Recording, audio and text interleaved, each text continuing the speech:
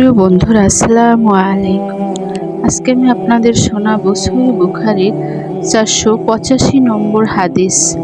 আবু সালেহ আশ-শাম্মান রাদিয়াল্লাহু বলেন, আমি একদা জুমার দিন হযরত আবু সাঈদ খুদরী রাদিয়াল্লাহুকে নামাজ পড়তে দেখলাম।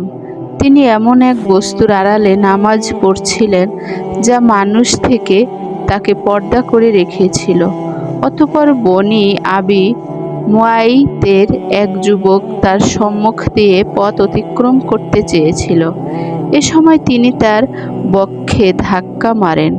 অতঃপর উক্ত যুবক এদিক ওদিক তাকায়, কিন্তু নামাজের সম্মুখ দিক দিয়ে পথ অতিক্রম করা ছাড়া সে অন্য কোনো রাস্তা পেল না।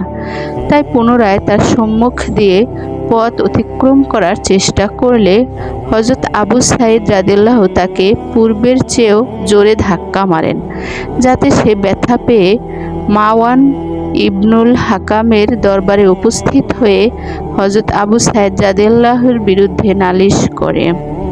হযরত আবু সাঈদ রাদিয়াল্লাহু তার পেছনে পেছনে মারওয়ানের কাছে গেলেন। মারওয়ান হযরত আবু সাঈদ খুদরী রাদিয়াল্লাহুকে জিজ্ঞেস করলেন, হে আবু সাঈদ, তোমরা এবং তোমার ভ্রাতৃপুত্রের মধ্যে কি হয়েছে?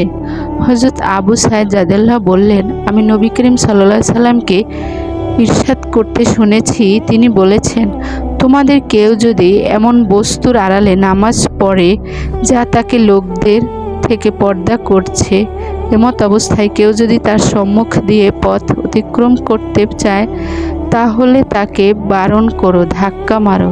যদি সে তা অস্বীকার করে পুনরায় যেতে চায়, তাহলে তাকে কঠিনভাবে প্রহার করো, যেহেতু সে শয়তানের অনুরূপ বা শয়তান।